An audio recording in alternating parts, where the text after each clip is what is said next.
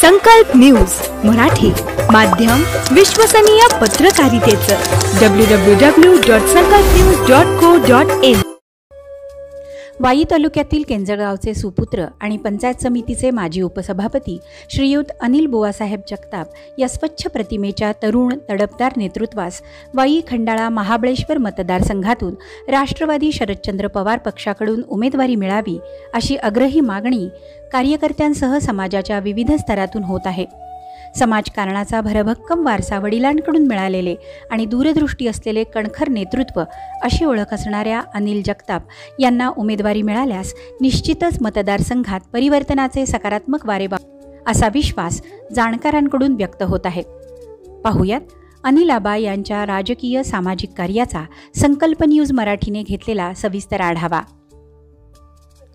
सातारा जिल्हा परिषदेचे उपाध्यक्ष आणि बांधकाम सभापतीपद भूषवलेले जुन्या पिढीतील ज्येष्ठ नेते कैलासवासी बुवासाहेब आबाजीराव जगताप हे अनिल जगताप यांचे वडील. केंजळमधील शेतकरी कुटुंबातील पाटील घराण्याचा समृद्ध वारसा लाभलेले बाळासाहेब जगताप हे कैलासवासी यशवंतराव चव्हाण, कैलासवासी किसनवीर आबा यांच्या विचारधारेने काम करणारे नेतृत्व. प्राथमिक आणि माध्यमिक शिक्षक आणि पुढे प्राध्यापक म्हणून त्यांनी शिक्षण क्षेत्रात उल्लेखनीय कामगिरी बजावली. वाईतील किसनवीर महाविद्यालयाच्या उभारणीवेळी स्वतःची शेतजमीन गहाण ठेवून त्यांनी सामाजिक बांधिलकी जपली.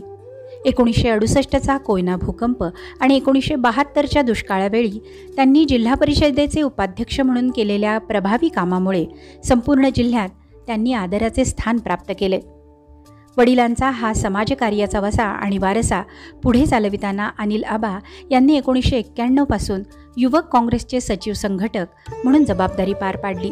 1999 मध्ये राष्ट्रवादीच्या स्थापनेपासून ज्येष्ठ नेते शरद पवार यांच्या नेतृत्वाखाली ते सक्रिय राहिले. त्या दरम्यान आमदार फंड, खासदार फंड तसेच जिल्हा परिषद पंचायत समितीचे सेस फंड आणि विविध शासकीय योजनांच्या माध्यमातून मोठ्या प्रमाणावर त्यांनी विकास कामे केली. याशिवाय रक्तदान, नेत्रदान आणि आरोग्य शिबिरं, संत ज्ञानेश्वर पालखी वारी, वारकऱ्यांना अन्नदान असे विविध सामाजिक उपक्रमही राबवले. कोविड महामारीच्या काळात कोरोना बाधितांसाठी केंजळमध्ये विलगीकरण कक्ष उभारणे आणि उपचारांसाठी अनेकांना मदत त्यांनी केली. वाई तालुक्यातील या पहिल्या विलगीकरण कक्षामुळे अनेक रुग्णांचे प्राण देखील वाचले. सन 1917 मध्ये केंजळ पंचायत समिती गणातून मोठ्या चुरशीने ते निवडून आले आणि त्यांच्या कार्याची दखल घेत पक्षश्रेष्ठींनी त्यांना उपसभापती पदाची संधी दिली. त्या माध्यमातून संपूर्ण तालुक्यातील विकास कामांसाठी त्यांनी पुढाकार घेतला. आपल्या वडिलांनी घालून दिलेला समाजसेवेचा आदर्श त्यांनी वारसा रूपाने चालवला. सामाजिक आणि राजकीय प्रवाहात काम करत असताना त्यांनी कायम ज्येष्ठ नेते आणि राष्ट्रवादी काँग्रेसचे संस्थापक शरदचंद्र पवार साहेब यांच्या विचारांचा झेंडा खांद्यावर घेतला आहे. या सर्व बाबींचा विचार करून वाई खंडाळा महाबळेश्वर मतदारसंघात परिवर्तन घडवण्यासाठी आणि स्वच्छ चारित्र्य, तडफदार नेतृत्व आणि आश्वासक चेहरा म्हणून अनिल आबा यांनाच शरदचंद्र पवार यांनी उमेदवारी द्यावी अशी प्रतिक्रिया जनमानसातून व्यक्त होत आहे. आमदारकी, खासदारकी, सहकार एकाच कुटुंबात केंद्रित होण्यापेक्षा समाजात मिसळणाऱ्या सर्वसामान्यांचे खरेखुरे प्रतिबिंब असणाऱ्या या नेतृत्वाला संधी मिळाल्यास संपूर्ण मतदारसंघाचा कायापालट होईल अशी खात्री जनतेतून व्यक्त होत आहे. वाई खंडाळा महाबळेश्वर मतदारसंघाचा नवा आश्वासक चेहरा म्हणून अनिल जगताप यांना संधी मिळणे कसे महत्त्वाचे आहे याबाबत पाहूया संकल्प न्यूज मराठीवरील विकासाचे नवे पर्व रणसंग्राम वाई विधानसभा मतदारसंघाचा या विशेष कार्यक्रमांतर्गत सुप्रसिद्ध निवेदक आणि मुलाखतकार विठ्ठल माने यांनी घेतलेली अनिल आबा जगताप यांची दिलखुलास मुलाखत. नमस्कार. नमस्कार. नमस्कार. आपण पाहत आहात निवडणुकांचे पर्व रणसंग्राम सर्व संकल्प न्यूज मराठीचा आजचा हा विशेष कार्यक्रम. या कार्यक्रमात आपण वाई पंचायत समितीचे माजी उपसभापती सन्माननीय श्री अनिल आबा जगताप यांच्याशी संवाद साधणार आहोत. संकल्प न्यूज मराठीनं वाई खंडाळा महाबळेश्वर विधानसभा मतदारसंघातील नवी राजकीय समीकरणं, नव्या संधी आणि जनतेचे प्रश्न या संबंधानं हा विशेष कार्यक्रम आयोजित केलेला आहे। मी होऊ घातलेल्या निवडणुकीच्या संबंधानं आपण मतदार आणि नेते मंडळी यांच्यामध्ये सुसंवाद आणि परस्पर परिचय असा या मुलाखतीचं स्वरूप असणार आहे। या मुलाखतीत श्री अनिल आबा जगताप यांचं सहर्ष स्वागत करतो आणि होऊ घातलेल्या निवडणुकीच्या पार्श्वभूमीवर या मतदारसंघातील आपल्या स्टुडिओमध्ये संकल्प न्यूज मराठीच्या वतीनं त्यांचं स्वागत करतो, शुभेच्छा देतो। आबा, आपण पहिला प्रश्न वाई खंडाळा महाबळेश्वर मतदारसंघातून उमेदवारीसाठी आपल्या नावाची चर्चा सुरू झाली आहे। यामागे पूर्व इतिहास आणि उमेदवारी पुढे येण्यास कारण या संबंधी आपण थोडं व्यक्त व्हावं, बोलावं। नाही, काय झालं आता, एकतर राष्ट्रवादी काँग्रेस याच्यामध्ये फूट पडली आणि त्याच्यामध्ये आम्ही पवारसाहेबांच्या बरोबरच राहण्याचा निर्णय घेतला। कारण जातीवादी शक्तीबरोबर जाणं हे आम्हाला कदापि मान्य नव्हतं। कारण पूर्वीच्या काळी आमच्या वाडवडिलांना वडील असतील किंवा आमचे काका असतील चुलते, यांना शिक्षणाच्या बाबतीतसुद्धा प्रचंड त्रास झालेला आहे आणि पूर्वीपासूनच आमचे वडील यशवंत विचाराचे होते आणि तोच विचार एक माझ्याही मनावर पूर्वीपासूनच आहे। त्यामुळं मी असा निर्णय घेतला की राष्ट्रवादी काँग्रेस पार्टीबरोबरच राहायचं आणि पवारसाहेबांचंच काम करत राहायचं। आणि आत्ता विधानसभेला ज्या वेळेला विधानसभा आत्ता लागली किंवा लागेलच आता 15 दिवसात, तर आपण एक इच्छुक म्हणून राहायला काय हरकत आहे। लोक म्हणजे मी सुरुवातीच्या काळात इच्छुक नव्हतोच, म्हणजे मी म्हटलं काय मला काय त्याच्यामध्ये इंटरेस्ट नाही आहे, पण लोकांनीच बऱ्याचशाच प्रेशर केलं की तुम्ही इच्छुक तरी राहा, इच्छुक राहायला काय अडचण आहे, म्हणून मी खरं तर याच्यामध्ये इच्छुक झालो। आता तालुक्याचे प्रश्न किंवा आपल्या विधानसभा मतदारसंघाचे प्रश्न म्हटले तर आपले 3 तालुके आहेत आणि तिन्ही तालुके भौगोलिकदृष्ट्या फार वेगवेगळे आहेत। महाबळेश्वरला अतिवृष्टी आहे, त्याचप्रमाणे तिथल्या रोजगाराचा प्रश्न आहे आणि पर्यटनाच्या दृष्टीनं अत्यंत महत्त्वाचा असा महाबळेश्वर तालुका आहे। कारण हल्लीच्या काळी जे काही प्रॉब्लेम्स उत्तर भारतामध्ये काय चाललेले आहेत, की जे थोडंसं आतंकवाद्यांचं प्रमाण वाढलं आहे किंवा काय बऱ्याच ठिकाणी, त्या दृष्टीनं पर्यटक तिकडं न जाता महाबळेश्वरला फार मोठा प्रतिसाद देतात आणि नाही म्हटलं तरी 8-10 लाख पर्यटक दरवर्षी आपल्या इथं भेट देतात। पूर्वी कसं होतं, फक्त उन्हाळ्यातच पर्यटक तिथे यायचे, पण हल्ली पर्यटकांचाही ट्रेंड बदललेला आहे। सर्व हंगामात कंटिन्यू महाबळेश्वर हे पूर्णपणे चालू असतं। दुसरी गोष्ट वाईमध्ये मोठा प्रश्न आहे रोजगाराचा। रोजगार निर्मिती होणं आणि शेतीला पाणी मिळणं हे अत्यंत ज्वलंत प्रश्न आहेत। कारण आपल्या तालुक्यामध्ये धोम आणि बलकवडी ही 2 धरणं झाली, परंतु बराचसा भाग, आज पूर्व भागातली 30 गावं वंचित राहिलेली आहेत पाण्यापासून। त्याचाही काय कोणी विचार करत नाही आणि त्या दृष्टीनं राजकीय इच्छाशक्ती असणं, आजच्या काळामध्ये जग चंद्रावर गेलेलं आहे, बरेचसे देश, आणि आपल्याला पाणी आपण इथं आणू शकत नाही एवढ्या जवळ उपलब्ध असताना ही दुर्दैवाची गोष्ट आहे आणि त्या दृष्टीनं प्रयत्न होणं गरजेचं आहे।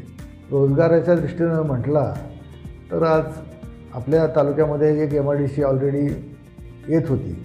आता बाकीच्या ठिकाणचे तालुक्यातले आमदार MIDC मिळवण्यासाठी भांडणं करत आहेत आणि आपल्या इथली जाते, म्हणजे हे दुर्दैवाची गोष्ट आहे। कारण एक रोजगाराची संधी फार मोठी आपण लोकांनी घालवलेली आहे असं मला वाटतं आहे। दुसरी गोष्ट अशी आहे की नुसत्या अधिकाऱ्यांच्यावर अवलंबून न राहता की बाबा त्यांनी MIDCचं सगळं करावं, आता त्यांनी त्यांच्या पद्धतीने सर्वे करून सगळं करून ऑलरेडी त्यांनी शिक्केसुद्धा मारले होते, पण लोकप्रतिनिधीची जबाबदारी की लोकांच्या समन्वय घडवून कुठल्याही गोष्टीला ज्या वेळेला स्वतःची जमीन अधिग्रहण होत असते त्यावेळेला लोक विरोध हे करतच असतात.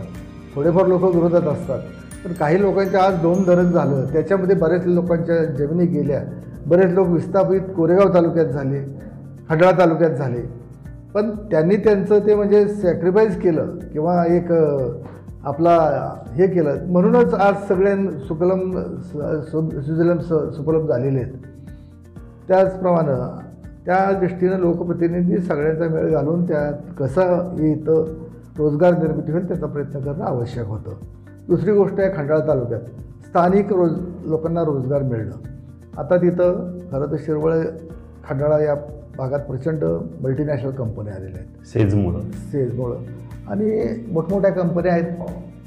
अर्थात अत्यंत लोकांच्या म्हणजे उद्योजकांच्या दृष्टीनं अत्यंत चांगला असणारे जागा म्हणजे आपला भाग आहे, खंडाळा असेल किंवा वाई असेल.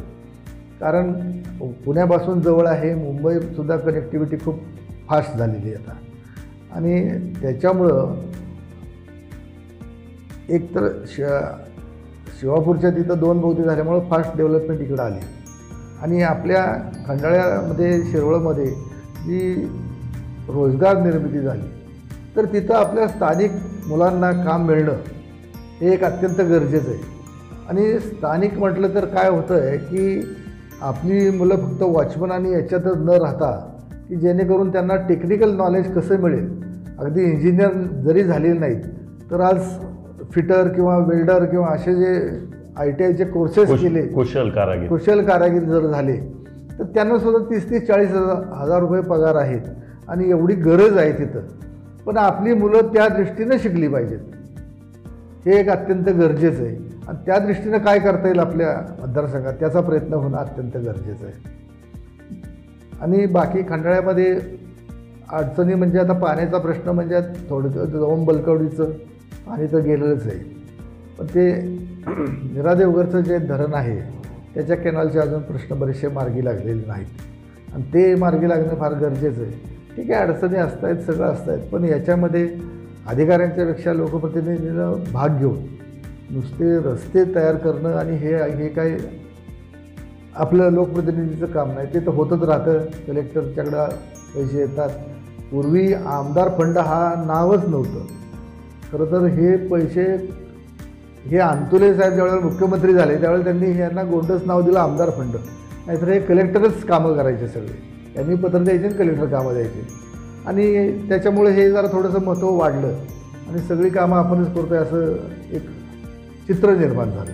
तसं न होता की खरोखर लोकांना महत्त्वाचा पोटाचा प्रश्न आहे. शेतीचं बघाल तर आजकाल शेतीत कोणी काम करायला तयार नाही आणि त्या दृष्टीने त्यांना शिक्षणही मिळणे गरजेचं आहे.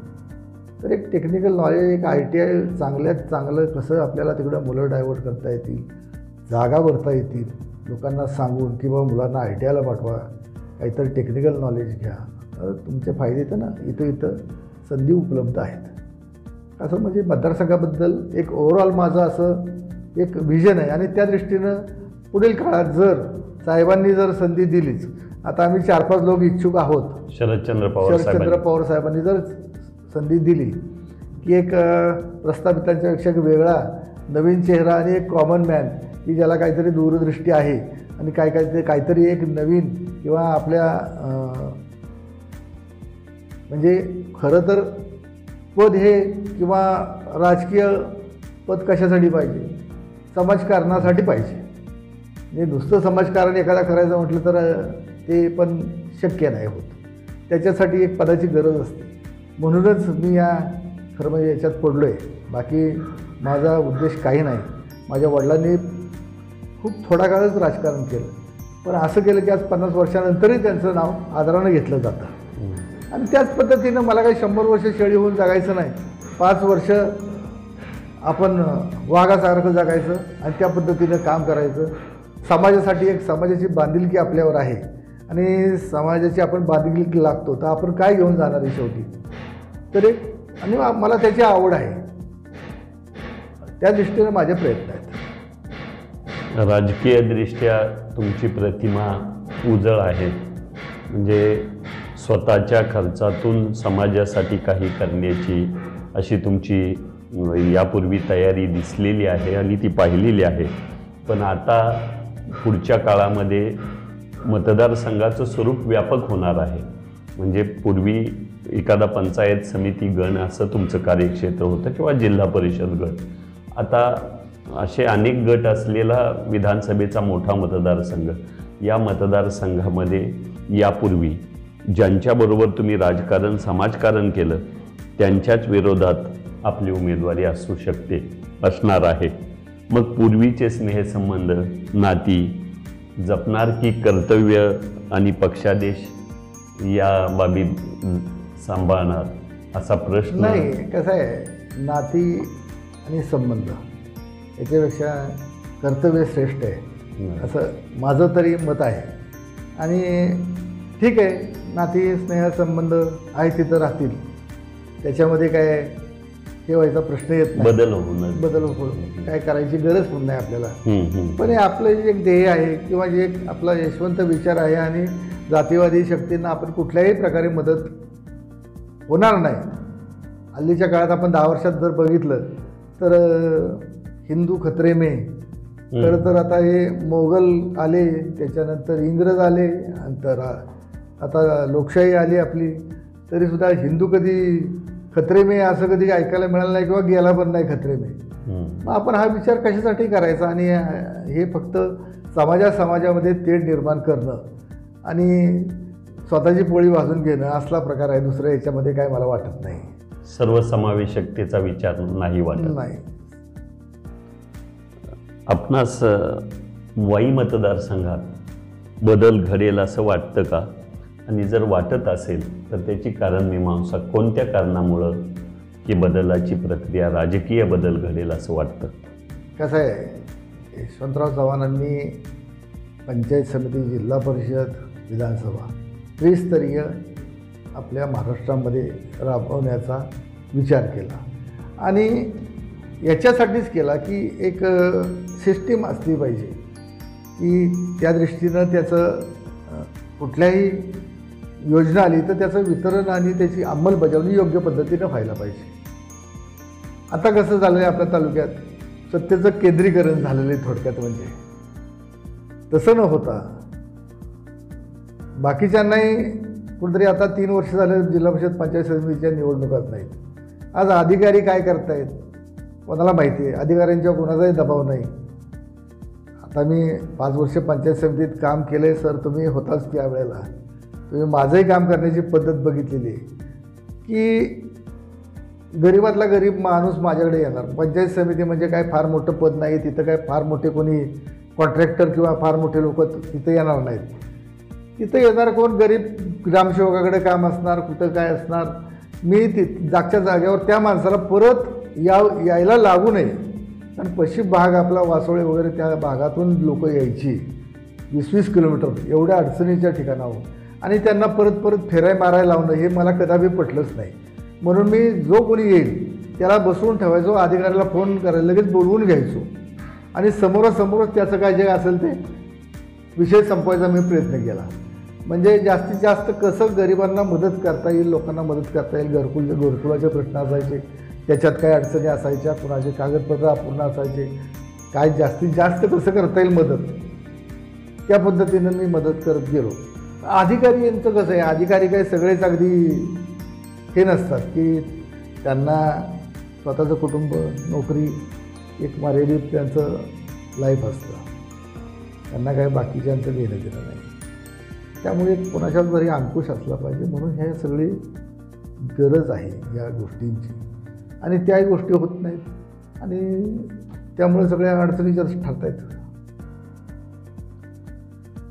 वडील स्वर्गीय बुवासाहेब जगताप हे सातारा जिल्हा परिषदेचे उपाध्यक्ष राहिले. त्यांचं राजकारण, त्यांचं समाजकारण अल्प कालावधीचं असलं तरी वारसा म्हणून तो तुमच्याकडे आलेला आहे. त्या संबंधानं आपण काय बोलू इच्छिता? नाही, कसं आहे की त्यांच्या काळात म्हणजे 62च्या अगोदर 52पासून शेतकरी कामगार पक्ष महाराष्ट्रात खूप प्रमाणात होता. शेतकरी कामगार पक्षाचंच वर्चस्व होतं. पण यांनी किसनवीरांचे हे अत्यंत जवळचे त्या काळातले कार्यकर्ते. त्याच्यामुळं त्यांच्यावर एक काँग्रेसचाच कायम प्रभाव राहिलेला किंवा पगडा राहिलेला आहे. दुसरी गोष्ट ते उच्च शिक्षित होते, म्हणजे त्यांनी अत्यंत गरिबीतून शिक्षण, म्हणजे सुरुवातीला प्राथमिक शिक्षक, त्यानंतर माध्यमिक शिक्षक सुरू हायस्कूलला, सुरुवातीला प्राथमिक शिक्षक म्हणून केंजळ गुळम या ठिकाणी त्यांनी नोकरी केली. कुटुंब मोठं, चुलते आमचे तेही शिकत होते, त्यामुळे त्यांच्यावर कुटुंबाचा फार मोठा भार होता. आणि नंतर वाय कॉलेजच्या स्थापनेच्या वेळी तोपर्यंत ते MA BEd झालेले होते. म्हणजे सुरूर हायस्कूलवर असताना ते BA BEd झाले, म्हणजे BA BEd प्राथमिक शिक्षक असताना झाले. आणि सुरूर हायस्कूलवर ते यशवंत शिक्षण संस्था सुरू, तिथं ते सेवेत रुजू झाले. त्याच्यानंतर त्यांनी MA BEd केलं आणि त्यांना समाजकार्याची आवड फार होती, म्हणजे प्रचंड आवड. आणि आमच्या गावात अशी परिस्थिती होती की अख्खं गाव शेतकरी कामगार पक्षाचं आणि 1-2 घरंच फक्त काँग्रेस विचारांची होती, त्यामुळे त्यांना त्याचा खूप त्रास पण झाला. पण किसनवीरांच्यावर असलेलं प्रचंड प्रेम आणि अत्यंत घरोघरीचे संबंध याच्यामुळं त्यांनी हे वाई कॉलेजवर स्थापनेच्या वेळी स्वतःची सगळी शेतजमीन तारण दिली आणि वाई कॉलेजच्या उभारणीमध्ये त्यांनी फार मोलाचं सहकार्य केलं. आणि वाई कॉलेजवर स्वतः प्राध्यापक म्हणून पण नोकरीत राहिले. आणि अशा प्रकारे आमचं एकंदरीत कुटुंब त्या काळात, मी तर खूपच लहान होतो, पण जे काही वडील किंवा आमच्या चुलत्यांच्याकडून जे काही माहिती किंवा ते सांगायचे गोष्टी त्या सगळ्या कानावर यायच्या. त्याच्यानंतर ते 1967 साली त्यांना किसनवीरांनी इथली नोकरी सोडून द्यायला लावून राजकारणात घेतलं आणि ते जिल्हा परिषदेचे उपाध्यक्ष झाले. म्हणजे पहिल्या इलेक्शनला ते सांगायचे माझे 250 रुपये फक्त खर्च झाले, म्हणजे इलेक्शन, आता तो काळ पण तसा होता. आणि 2 टर्म ते जिल्हा परिषदला होते, त्यातले जवळजवळ 6-7 वर्ष ते उपाध्यक्ष म्हणून होते. त्यावेळेला काय आरक्षण वगैरे नव्हतं, पण त्या काळात त्यांनी प्रचंड काम केलं जिल्हाभर. म्हणजे त्यांनी तालुका न विचार करता सगळ्या जिल्ह्याचे आपण उपाध्यक्ष आहोत या दृष्टीने त्यांनी त्या काळात 68 साली कोयनेचा भूकंप झाला, त्याच्यामध्ये त्यांचे संबंध फार सगळ्या केंद्रीय मंत्र्यांच्यापासून आले. आणि नंतर 72चा दुष्काळ, रोजगार हमी योजना, त्याच्यामध्ये त्यांनी बरीचशीच कामं रोजगार हमी योजनेतून उपलब्ध करून दिली.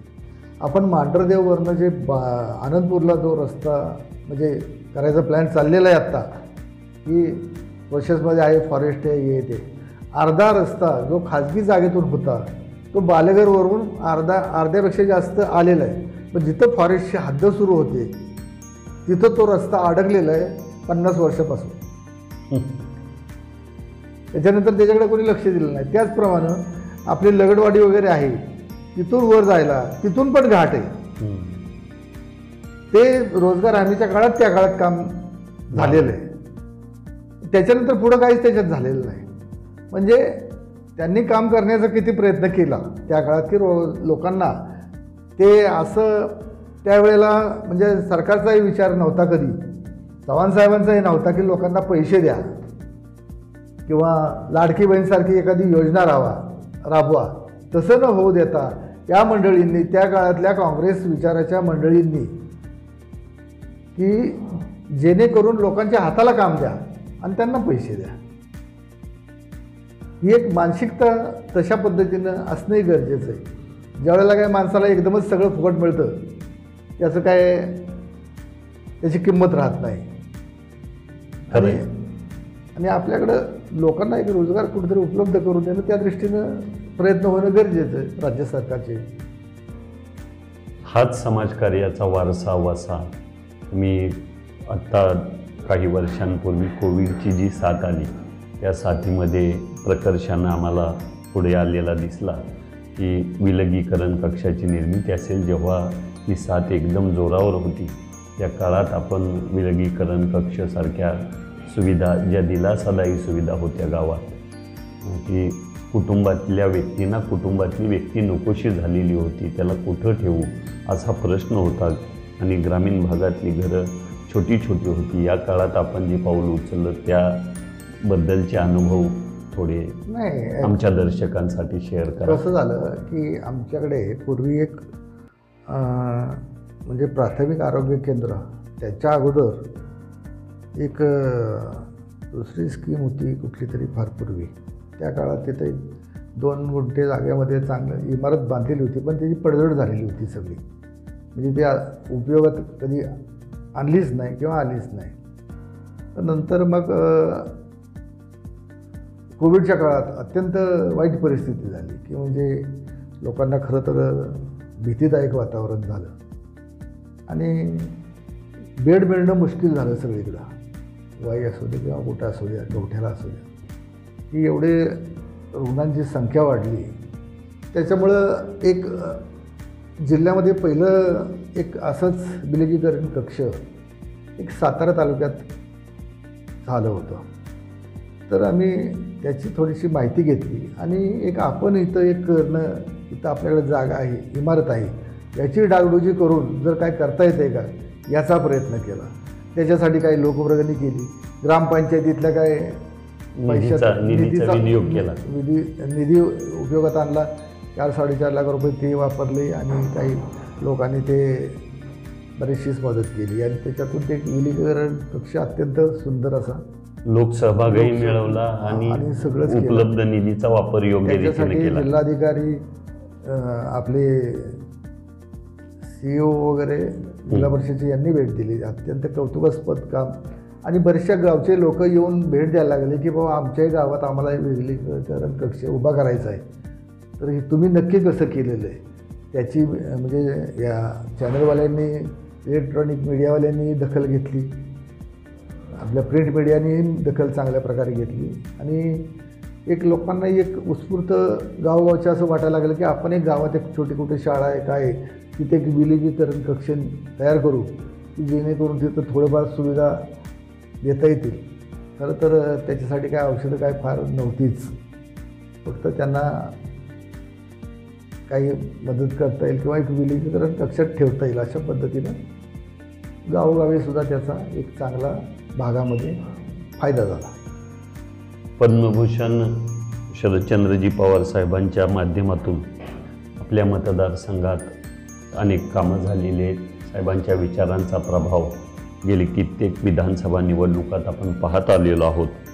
आता तो प्रभावातून नवी विकास कामं साकारण्यासाठी अर्थातच आपल्याला बळ मिळणार आहे.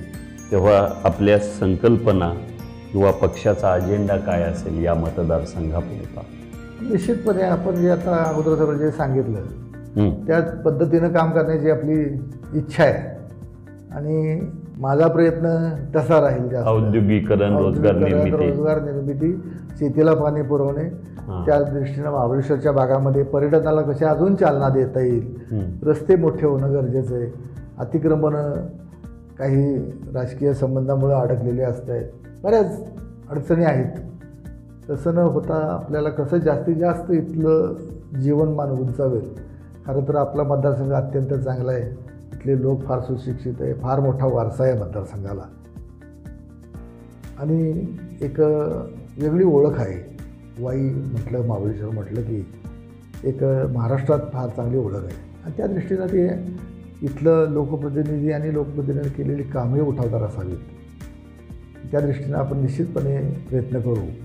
दुसरी गोष्ट, आता प्राथमिक शाळांच्या बाबतीत बऱ्याचशा अडचणी की इमारती खूप जुन्या डबघायला आलेल्या आहेत आणि आता मध्यंतरी मी ऐकलं की वाळवा तालुक्यामध्ये सगळ्या शाळा त्यांनी अत्यंत आधुनिक पद्धतीने केलेल्या आहेत. वा, हे महाराष्ट्रात असं काम झालेलं नाही, असं शाळांच्या बाबतीत झालेलं आहे. तर ते एक आता बघून यायचं आहे, त्या पद्धतीनं कसा कॉन्सेप्ट आपल्याला इथं राबवता येईल हे तोसुद्धा आपण प्रयत्न निश्चित करणार आहोत. आरोग्याच्या बाबतीत म्हणाल तर पश्चिम भागामध्ये खूप अडचणी आहेत. खूप दिवसापासून तिथलं PSC सेंटर चालू होत नाही. तर तिथंसुद्धा खरं तर पश्चिम भागामध्ये थोडासा जंगल एरिया आहे किंवा अत्यंत डोंगराळ भाग आहे, दुर्गम भाग आहे पण अशा भागात जागा उपलब्ध होत नाही या गोष्टीवर काय माझा विश्वास होत नाही. कारण जागा उपलब्ध व्हायलाच पाहिजे ना. तुम्ही अशी म्हणजे आपल्याला काय फार मोठी नको आहे, पण आपण एक तिथं आरोग्य चांगल्या पद्धतीने सुविधा उपलब्ध करून देऊ शकलो नाही ही दुर्दैवाची बाब आहे. कारण आज प्रश्न आहेत खूपच. आता सर तुम्हालाही माहिती आहे, मी पण सगळं फिरलेलो आहे तालुका बऱ्यापैकी. आणि कारण 15-20 किलोमीटर अशा अडचणीच्या ठिकाणाहून जर एखादी गरोदर महिला जर यायचं म्हटलं किंवा तिला जर हे करायचं म्हटलं, उपचार पुढचे घ्यायचे, म्हणजे आदिवासी भाग असल्यासारखा प्रकार आपला झालेला आहे. तसं राहता एक आपण ठोस मोठी कामं अशी जी काही आहेत ते करणं गरजेचं आहे. आणि रस्ते हे काय होत राहत आहेत. महायुतीचे या मतदारसंघातील उमेदवार जवळपास निश्चित आहेत. तुमच्याशिवाय अजून बरीच नावं चर्चेत आहेत, स्पर्धेत आहेत, आणि एकाच एक लढत होईल असं वाटतं का? होऊ शकतं. एकाच एक म्हणून मुश्किल आहे. म्हणजे 1-2 तरी असेच राहू शकतात. पण मुख्य लढत ही राष्ट्रवादी काँग्रेस अजितदादा आणि शरदचंद्र पवार पक्ष ह्या 2 पक्षातच होणार आहे हे निश्चित आहे.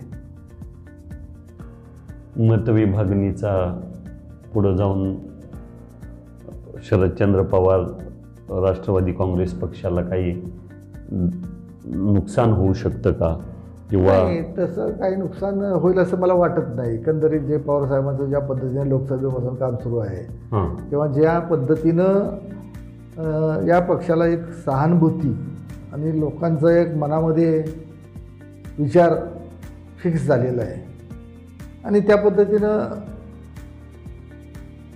म्हणजे ठाकरे सेना आणि पवार साहेबांच्या पक्ष ह्या दोन्ही पक्षाला प्रचंड सगळ्या अख्ख्या महाराष्ट्रावर लाट म्हणजे एक वेगळंच वातावरण तयार आहे.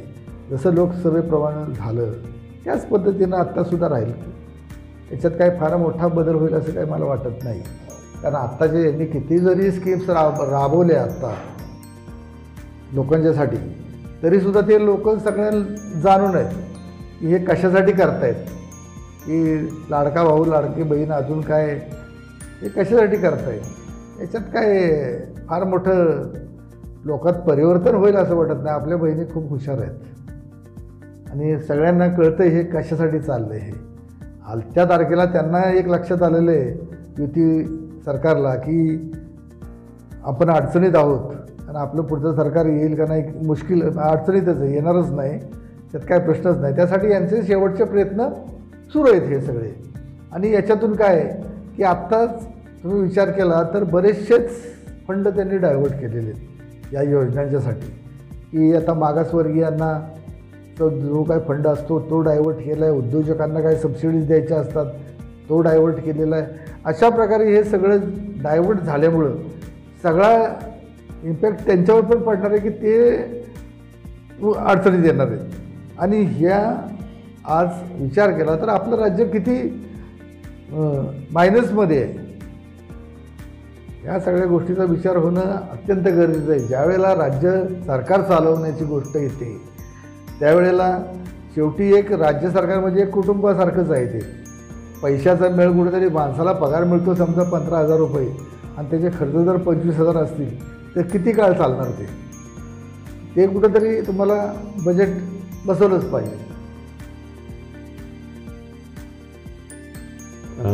आज आपल्या संकल्प न्यूज मराठीच्या स्टुडिओमध्ये श्री अनिल जगताप आबा आले यांनी आपल्या दर्शकांशी आणि सोशल मीडियावर सतत व्यग्र असणाऱ्या नव्या पिढीसाठी आपणा सर्वांशी संवाद साधला, मनमोकळ्या गप्पा मारल्या. त्याबद्दल संकल्प न्यूज मराठी यांचे मनपूर्वक आभार व्यक्त करतो. धन्यवाद. आपण आम्हाला इथं बोलवलं संधी दिली बोलण्याची त्याबद्दल मी संकल्प न्यूजचा खूप खूप आभारी आहे आणि सर आपलाही खूप आभारी आहे. आपलं नेहमीच संकल्प न्यूज मराठीमध्ये स्वागत असेल. धन्यवाद. धन्यवाद.